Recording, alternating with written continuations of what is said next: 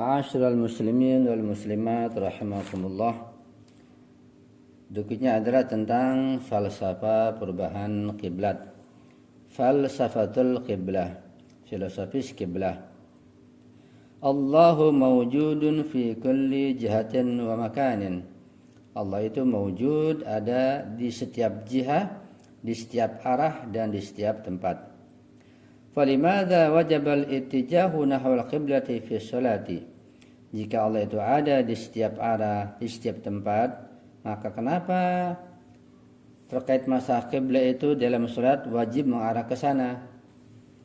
Ini pertanyaan, mengapa kita diwajibkan mengarah ke kiblat, yaitu ke satu arah tertentu, arah kiblat ketika salat. Sementara Allah ada di setiap tempat dan di setiap arah.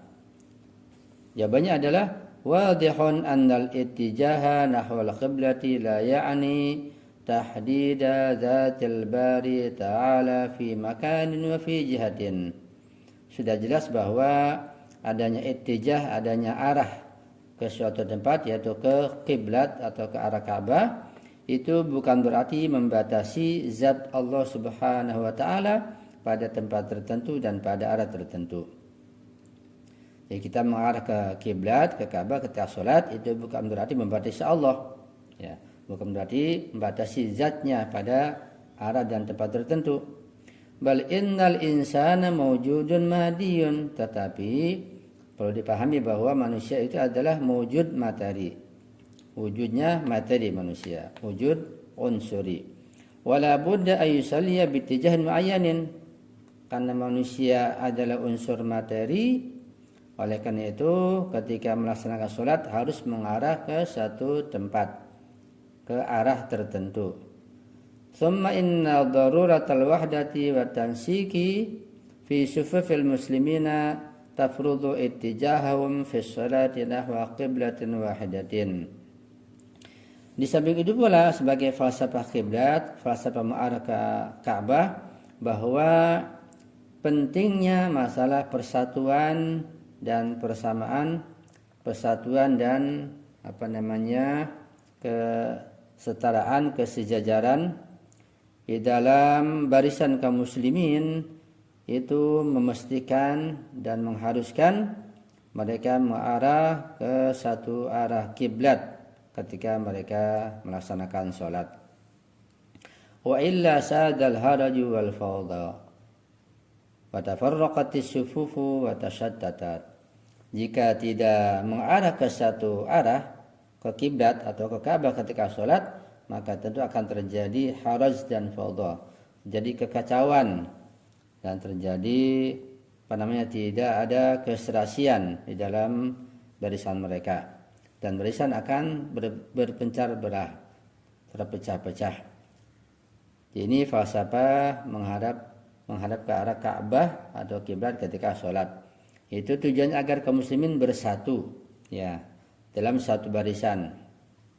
Tidak ada pertikaian, tidak ada pertentangan, tidak ada keributan.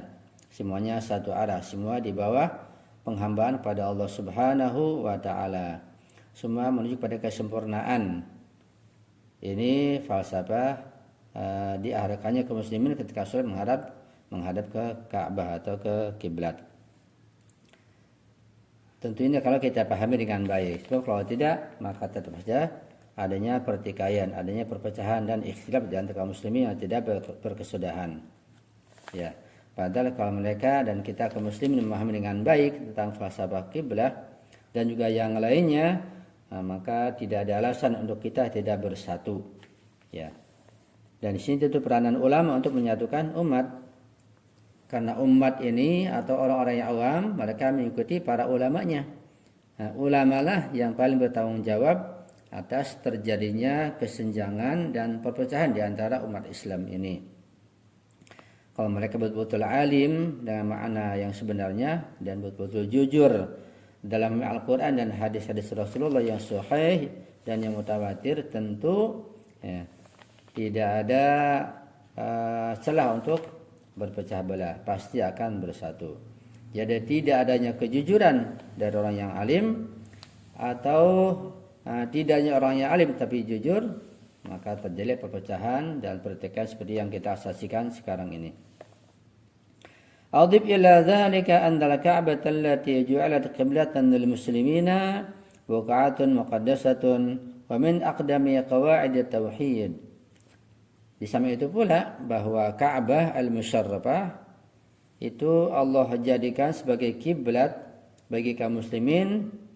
Ka'bah berada di satu tempat yang mulia, yang suci dan sakral, yaitu Makkah al-Mukarramah, dan termasuk tempat yang merupakan sendi-sendi tauhid, karena para nabi, para rasul dibangkitkan dan diutus di sekitar Ka'bah atau sekitar Makkah tersebut, seperti Nabi Ismail, Nabi Ibrahim, dan nabi yang lain Allah utus untuk menyebarkan agama tauhid. Bisa dikatakan bahwa Buqa'ah Muqaddasah ini, tempat yang mulia ini, sebagai tempat yang paling tua, yang paling lama, sebagai sendi-sendi ajaran tauhid. Wal ittijahu nahwaha yuqidhu fi nufusi dzikrayat al-masirati tauhidiyah. Dan mengarah ke arah Ka'bah tersebut, ke arah kiblat tersebut, itu dapat membangkitkan jiwa-jiwa manusia untuk mengingat perjalanan tauhid. Ini diantara manfaat yang lain ketika kita mengarah ke Ka'bah ketika sholat. Jadi kita harus mengingat, ya, mengingat berbagai macam peristiwa yang terjadi yang berkaitan dengan masalah tauhid, ya, di Masjidil Haram dan di Ka'bah tersebut. Misalnya kejadian Raja Abrahah yang ingin menghancurkan Ka'bah, kemudian Allah hancurkan dengan mengirim burung-burung ababil, ya, yang membawa batu-batu hijarah min sijil sehingga menghancurkan mereka. Ini perlu kita ingat juga.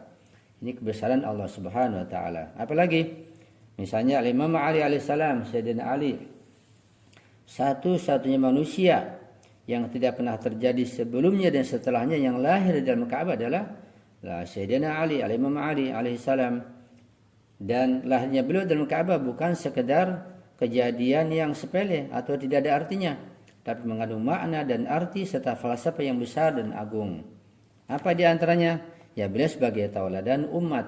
Ya, apalagi setelah Rasulullah wafat, beliau sebagai tauladan umat. Ya, sebagai pemberi hidayah dan sebagai rujukan umat setelah wafatnya Rasulullah. Tapi yang terjadi malah sebaliknya.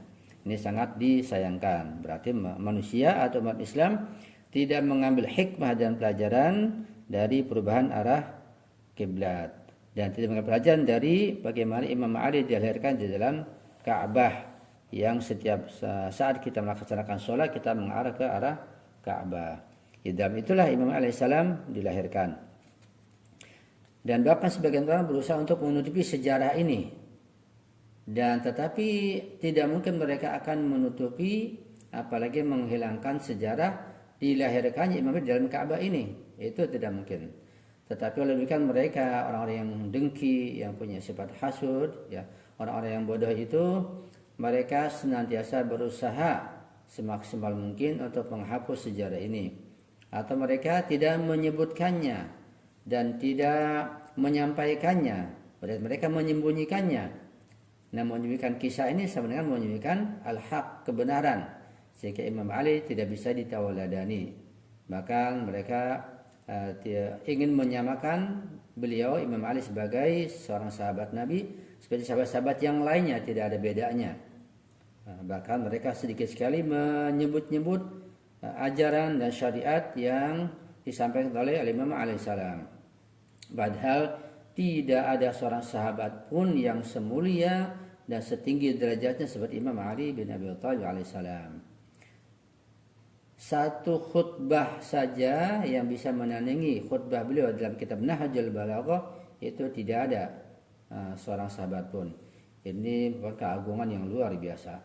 Sekarang kalau misalnya kita katakanlah bil farad, diasumsikan, kita mengandaikan kalau seandainya semua sahabat derajatnya itu sama, seandainya saja, siapa yang lebih afdal, lebih utama?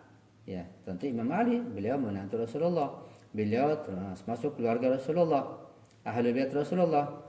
Sekiranya saja sama, maka tetap Imam Ali ya harus kita pilih, karena manusia punya fitrah memilih yang lebih baik. Nah, beliau lebih baik daripada yang lain. Apalagi ayat-ayat Al-Quran yang sangat banyak, hadis Rasul yang sangat banyak, sejarah penuh dengan kemuliaan dan keagungan Imam Ali bin Abi Thalib alaihissalam. Ini diantara hikmah di rubahnya Ka'bah dan kita mengarah ke Ka'bah ketika sholat. Harus mengenang itu semua. Ya. Yuqidhu fin nufusi dzikriyatul masir atau hadiyah, untuk mengingat peringatan, kenangan-kenangan perjalanan masalah tauhid. Jadi hal ini perlu kita ajarkan kepada anak cucu kita, perlu kita sampaikan agar mereka pun mendapat pelajaran yang penting dari ruh sholat ini. Ya, insya Allah.